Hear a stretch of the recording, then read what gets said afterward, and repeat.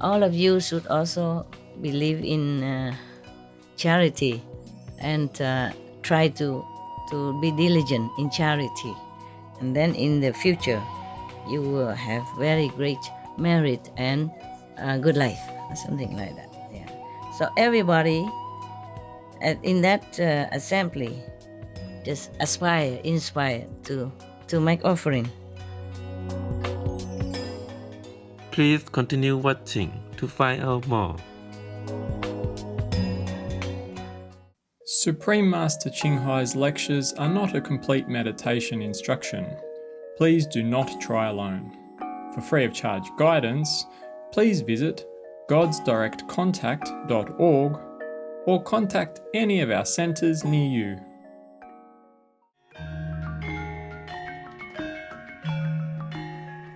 Today's episode will be presented in English with subtitles in Arabic, Araxic, also known as Vietnamese, Bulgarian, Chinese, Czech, English, French, German, Hindi, Hungarian, Indonesian, Italian, Japanese, Korean, Malay, Mongolian, Persian, Polish, Portuguese, Punjabi, Romanian, Russian, Spanish, Telugu, and Thai.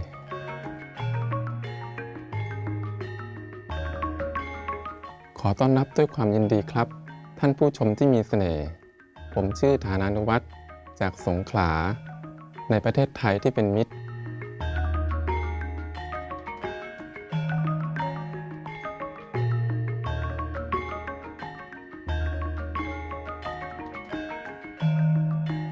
ประเทศไทยเป็นประเทศที่เต็มไปด้วยสิ่งน่าอัศจรรย์และน่าฉงนที่ราบสูงที่ลึกลับทางตอนเหนือได้รับพระพรด้วยบริเวณพื้นที่มหาศาลที่เป็นป่าดึกดำบรรพ์และน้ำตกที่งดงามทิวทัศน์ท้องทะเลอันน่าทึ่งทางภาคใต้มีหาดทรายที่ยืดยาวออกไปไม่รู้จบท่ามกลางหมู่เกาะหลายร้อยเกาะภูเก็ตและพัทยาเป็นที่นิยมในวันหยุดพักผ่อนของครอบครัวและแน่นอนกรุงเทพมหานครที่ไม่เคยหลับและมีชีวิตชีวาเต็มไปด้วยสิ่งที่น่าตื่นเต้น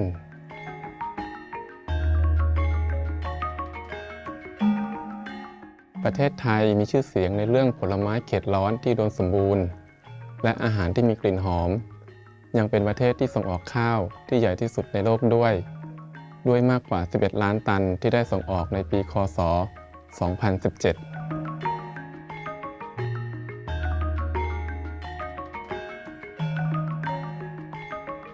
ในฐานะที่เป็นประเทศพุทธปูชนียสถานและวัดนับไม่ถ้วนปกป้องและให้ความสงบสุขแก่ชาวไทยที่มีมิตรไมตรีและโอบอ้อมอารี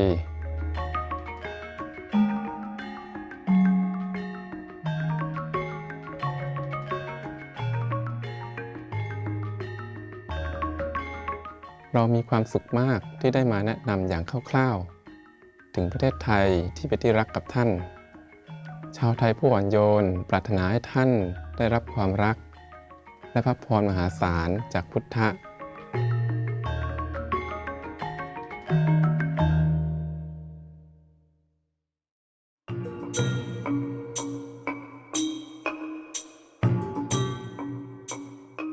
กว่า3 ทศวรรษท่านอนุรุตอาจารย์ชิงไห่ได้ทำให้โลกของเราสว่างไสวด้วยคำสอนจากสวรรค์ของท่านอาจารย์ผู้รู้แจ้งอย่างสมบูรณ์ท่านถ่ายทอดการทำสมาธิวิถีกวนอิมสู่กลุ่มคนที่ปรารถนาที่จะค้นพบธรรมชาติของพระเจ้าภายในทันทีและเพื่อบรรลุหลุดพ้นจากสังสารวัฏชั่วนิรันดร์ในชาติเดียววิถีกวนอิมเป็นที่ปฏิบัติกันโดยศาสดาผู้รู้แจ้งทุกพระองค์เช่นพระพุทธเจ้าพระเยซูคริสต์ศาสดามูฮัมหมัดขอสันติสุขจงมีแด่ท่านและกุรุนานักท่านเน้นย้ำว่าถ้าเราจดจำพระเจ้าอยู่เสมอรับใช้ผู้อื่นอย่างไร้ตัวตน และทำตามกฎจักรวาลเราจะเข้าถึงศักยภาพสูงสุดของมนุษย์และจะเข้าใจจุดมุ่งหมายของเราบนโลกอย่างแท้จริง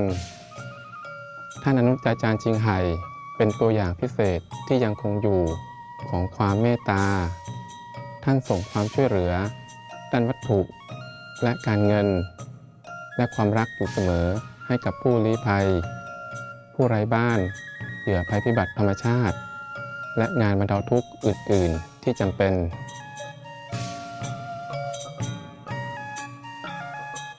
ในคศ 2006 ท่านได้รับรางวัลสันติภาพกูสซี่และได้รับการพิจารณาเข้ารับรางวัลโนเบลสาขาสันติภาพแห่งตะวันออกและได้รับเกียรติตลอดหลายปีที่ผ่านมาด้วยรางวัลอื่นๆมากมายและรางวัลสำหรับการกระทำที่ใจบุญมีมนุษยธรรมอันโดดเด่นของท่านเสียงที่แท้จริงสำหรับเพื่อนสัตว์ที่งดงามของเราท่านส่งเสริมการทานอาหารจากพืชที่สงบสุขและเปี่ยมด้วยรักและจินตนาการว่ามวลมนุษยชาติตื่นขึ้นรับรู้ถึงความศักดิ์สิทธิ์ของทุกชีวิตโลกทั้งโลกเป็นวีแกนที่สงบสุขและรุ่งโรจน์เป็นโลกที่สัตว์และคนใช้ชีวิตด้วยความปรองดองผาสุก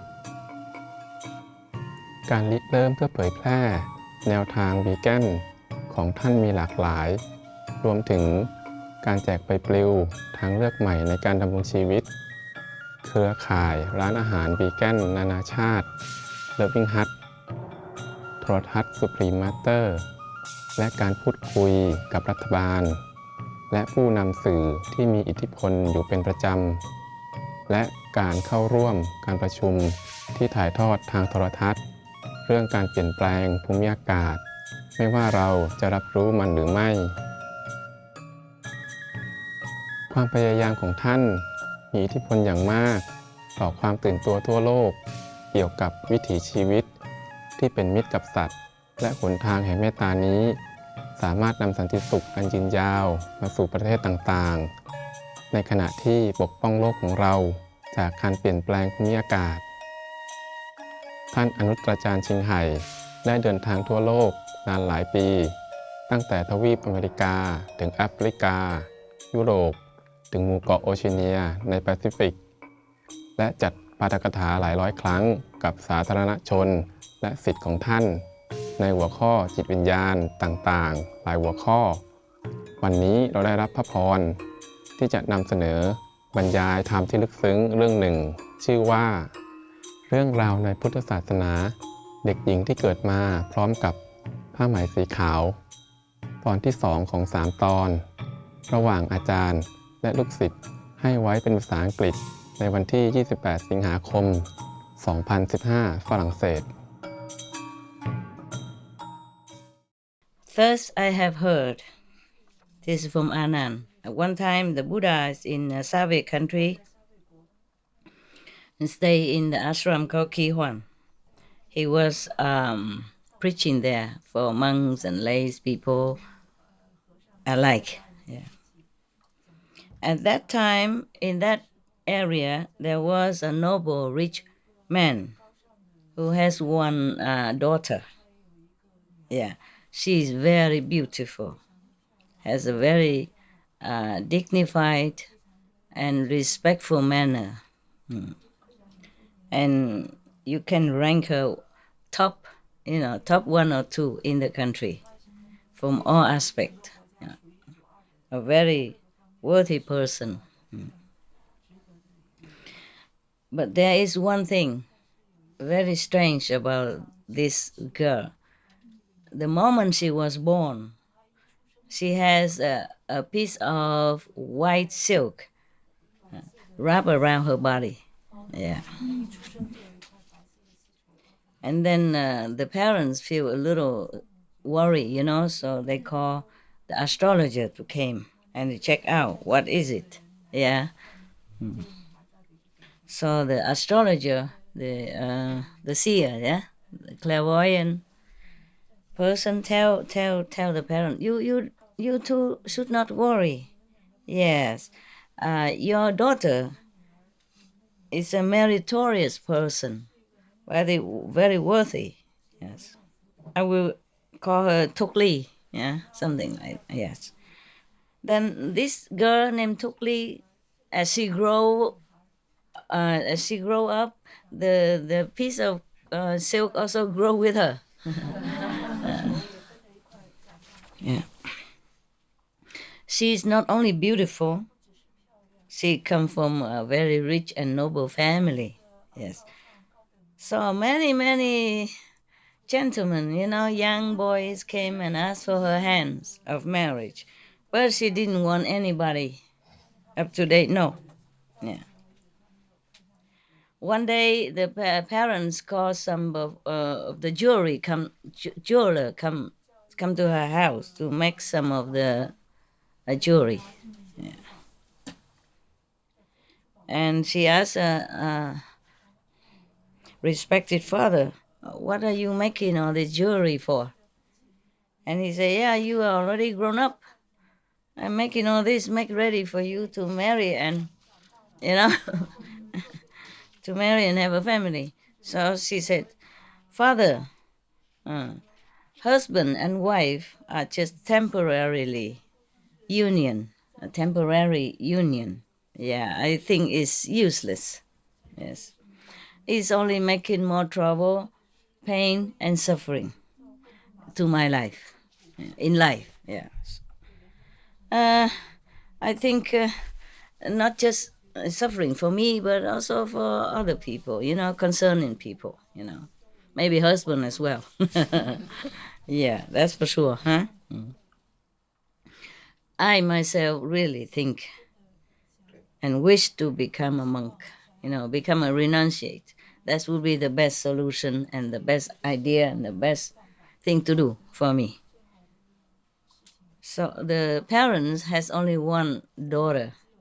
They loved her so much and always do whatever she wish up to now. So they also let her go become a nun. Yeah. Next day he went out and buy some beautiful silk to bring home to make clothes. Yes, and she asked her, "Dear father, oh, what kind of clothes you want to make with this silk?" And the father said, "Oh, I want to make a chasa for you from this beautiful, the monk's robe for you." So the girl say, "Dear father, don't have to. You don't have to make it. Okay, the clothes that I'm wearing right now is enough. Please just bring me to the Buddha." Yeah. So next day, the two parents and the girl went to pay obeisance to the Buddha. And then she said, "Obeisance to the world honored one. The human body is difficult to attain, difficult to have. Uh, to meet a living Buddha is even more difficult. Please have mercy and accept me to be, one of your nuns, so that I can continue to practice the liberating way of Dharma." So the Buddha say immediately, "Welcome, Bhikkhu." Actually, if you want to say Bhikkhu for nun, then Bhikkhuni, Bhikkhuni. But it doesn't matter. At that time, the Buddha just make it all equal, I guess. Yeah. After the Buddha say that, her hair suddenly fall down, and the piece of white silk on her body change into the chasa, mean the monk's robe. Yeah, you be careful if you go into the Buddha. Don't say anything. Your hair will be all gone. Yeah. In your clothes, your beautiful robe will be gone. And then you wear those patched robe of monk. Okay. In many of the stories, many of the sutras, it's mentioned all the time that when the Buddha say, "Welcome, Bhikkhu," then their hair just fall off, and their clothes change into a chasa, I mean a monk's garment. But sometimes they say that he asked somebody else to go and shave this and that person's hair, and also give him clothes. So I don't know which one to believe. Maybe both. Maybe sometimes the Buddha like to show his affection by making the hair of the person fall off immediately. Maybe sometimes he too busy to do that. So he asked one of his monks to go and shave the head. I wonder why Buddha bother if he can do that. Everybody come just a head, hair, hair off, hair off. It's simple. Yeah. And then after that, the Buddha asked the idol, Bhikkuni, to take care of her and teach her how to become a nun. And she was very, very diligent in her practice. Not very long after, she attained Arhat, just like all the monks before. So quick. My God, I wish I see the Buddha now so I can give him all of my disciples and say, Buddha, make their hair come off. And use magic to make a chasa for them, then they will not thinking of anything else. Yeah. Because when the Buddha say, if the Buddha say welcome and the hair come off, mean it won't grow back again. So there's no second chance for you to come back home and Sissy said something, think of anything else.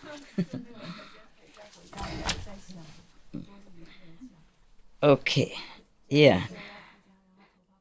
When I saw such a strange phenomenon, Ananda, I kneel down in front of the Buddha and asked, Obeisance to the World Honor One, Tokli Bhiksuni, in the former life, what has she done? What has she sown as a good deed and merit? So that today, in this life, she was born into a very noble and rich family. And then even a piece of white silk follow her since birth. Yeah. And now she has a chance to meet you and then practice not too long and became already a heart. Could you please tell us, the assembly? And the Buddha say, Anand, listen very well. I will tell you. So the Anand say, yes, Buddha, we are listening. Yes. And then Buddha say, Anand, long past life, long time ago. Yeah, there was a Buddha coming to this world named Tibati. We heard this Buddha name all the time. Must be very. He lived very long. This Buddha, at that time, I guess no pollution, all the food are organic, Yeah, they don't have insecticides, pesticide like nowadays, and the street is not full of exhaust fume from the cars, nothing in the air from the airplane, no atom bomb testing, no bombing, no all kind of these explosive, and no pollution of any kind. Water clean, air clean, sky clean, street clean, food clean. Yeah, water and food is all good. I guess therefore the Buddha at that time, long time ago, before the Buddha's time, he lived very long. Often every day, the Buddha Tibati and all his monks, going around to preach the true Dharma for the people in different places. The king, wherever the Buddhas and his disciples went, the king and the court officials and the citizens, everybody line up the street and make offerings. And they also organize many different gatherings so that the Buddha can come and make a sermon and preach to everyone. Yes. At that time, one of his disciples, one of the Tibeti Buddhas, a monk, yeah, a bhikkhu. He was a very compassionate monk, yes. He would like to spread all the blessing and merit to any corner of the world he can. So he go around traveling everywhere and preaching, yes. And wherever he go, of course, he go and take arm also. So like that, he can have more affinity with people and have chance to preach the Buddha's Dharma to each and every one that he can, that he meet. At that time, there was a lady. She is very very poor. Yeah, two of them, husband and wife, has only one piece of rag to cover their body. Yeah, so if the husband went out to bake, then the wife has to stay at home without any clothes on. Yeah, and then sitting inside one of the dry grass heap that people put somewhere to hide herself. Yeah. And if the wife take turn to go out begging for food, then the husband stay home like that, all naked inside the heap of grass. They don't even have house. I think. This bhikkhu, he passed by there and then he saw her. She was probably begging on the street. So he passed by and he saw her and he said to her, "Lady, you should know that to have a human life, human body is extremely difficult. Yes, and to see a living Buddha in this life is even more extremely difficult.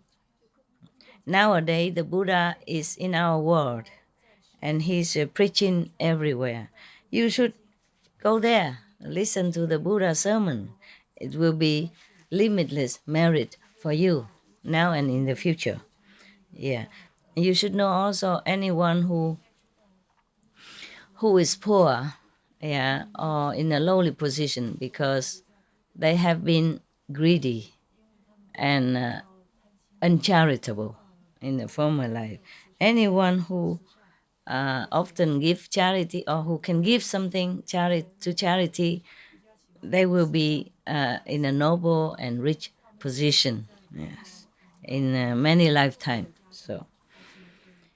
So the woman, after her, the Bhikkhu monk say that, she will say, "Oh, obeisance to reverence. I'm so happy to have been able to hear your teaching. Yes, please stay here, wait for me." Yeah. And then she went inside and tell to her husband. Oh, she went in the house, probably just a little thatch hut or something, with a heap of grass inside to cover whenever they don't have clothes. So he say, "Honey, you know, oh, darling, outside there is a monk who have advised us to come and to pay obeisance to the Buddha, and also advised us to do some charity work. Yeah, because in the former life we didn't do it. That's why in this lifetime we became poor. Yeah. So, and our life is suffering so much. Yeah. No matter what, we have to find a way to do some offering, to do some charity or offering, so that we can sow some good seeds for the future at least. Yeah. Otherwise, this life is already so suffering. If we don't do anything for the future, then future life will be worse. Yeah. How can it be any worse than have no clothes, only one piece of cloth? Yeah.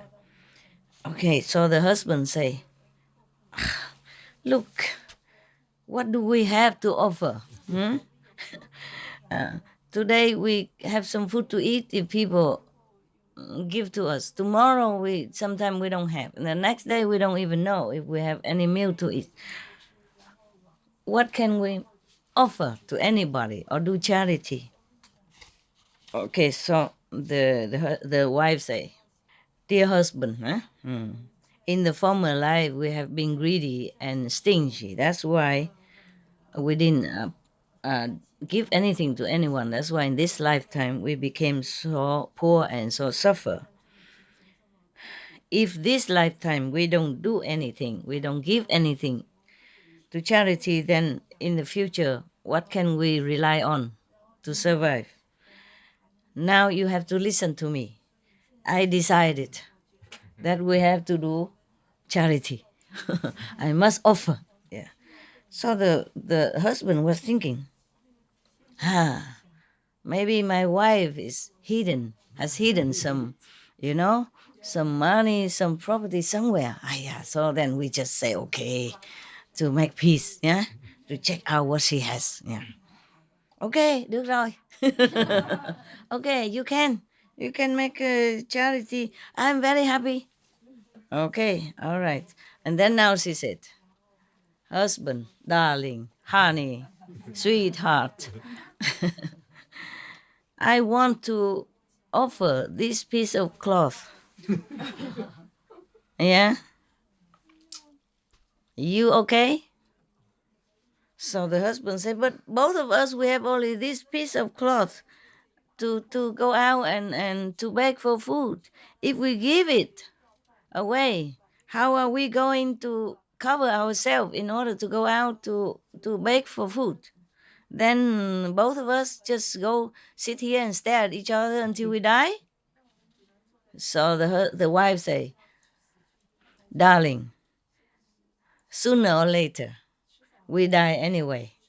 Yeah, every human was born will be dead. Yeah, someday. So even you give to charity or you don't give offering, you will die. Yeah. So is it rather that we give something and then if we die in now, but in future life we will have a better chance. Okay, and then we will have good merit. We will be rich and noble and good position. Yeah. But if we don't do it, then sooner or later we die anyway, and then we have nothing. Yeah.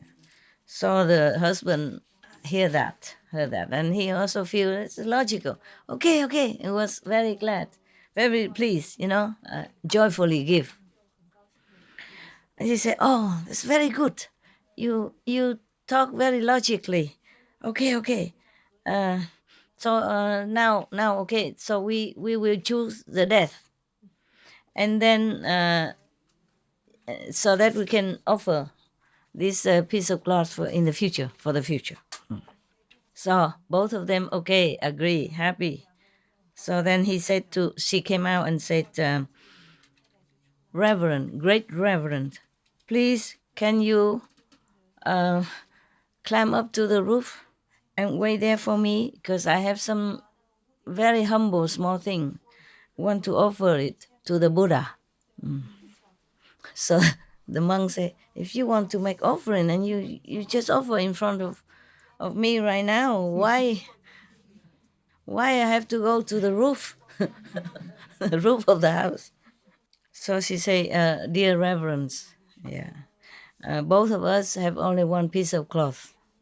So I'm worried we become so nude and it's very, very, very impolite and very sinful.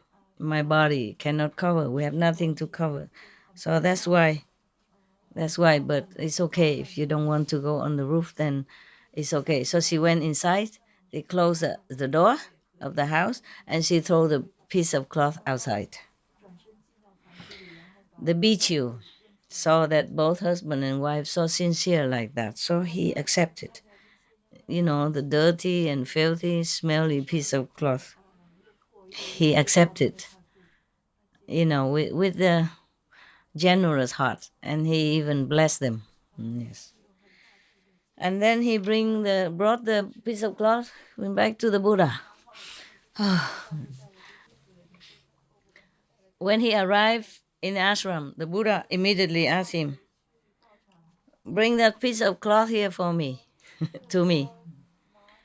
Yes, obeisance to the world honor one. Please accept the sincere heart through this offering. of the husband and wife, very, very poor husband and wife. The Buddha took the piece of cloth and seemed very moved, touched. At that time, in the great assembly, there are king and great prime ministers, ministers, and other rich and famous, powerful people, and other ordinary people all over in the assembly were listening to the Buddha.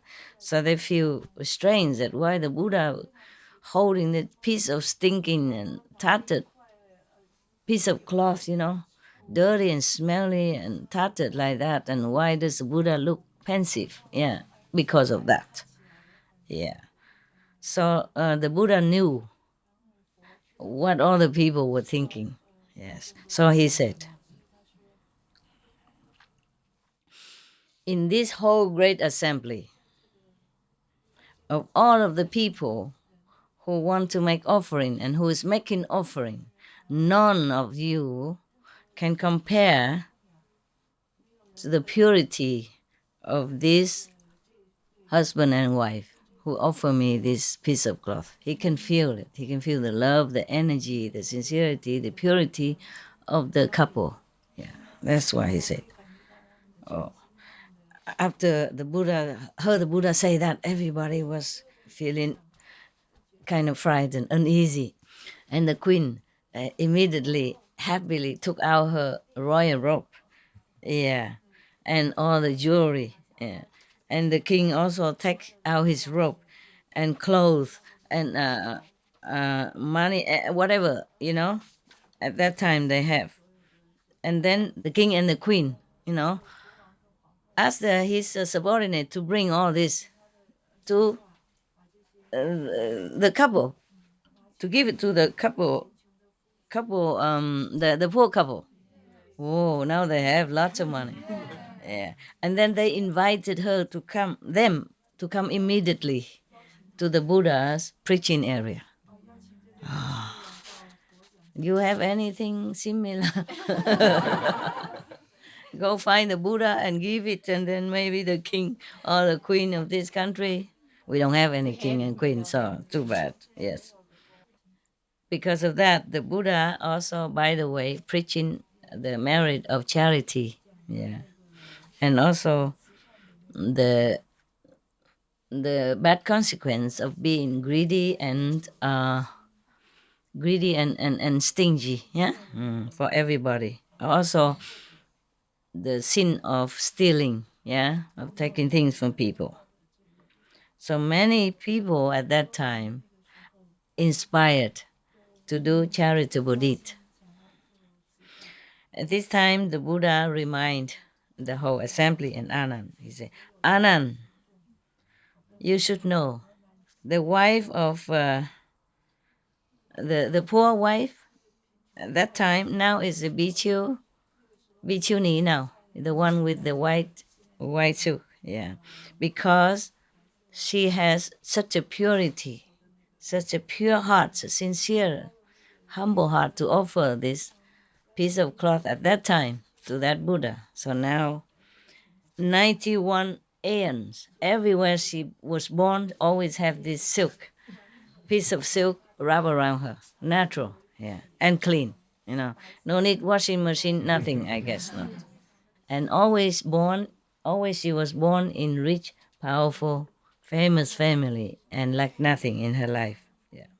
At that time, she was listening to the Buddha, and she was inspired truly in her heart, want to be liberated, and to attain, to attain Buddhahood and all that. Therefore, today she met me and she can attain the Arhat level so quickly. Yes. It's not that quick, it's 91 eons. Yeah. Not 91 life, 91 eons. But it's no problem, right? Time is nothing. She always born in rich family anyway, right? No problem. Yeah. All of you should also believe in charity and try to be diligent in charity. And then in the future, you will have very great merit and good life, or something like that. Yeah. So everybody in that assembly just inspire to make offering. Yeah. And then they are bowed to the Buddha and went home. Finish the story.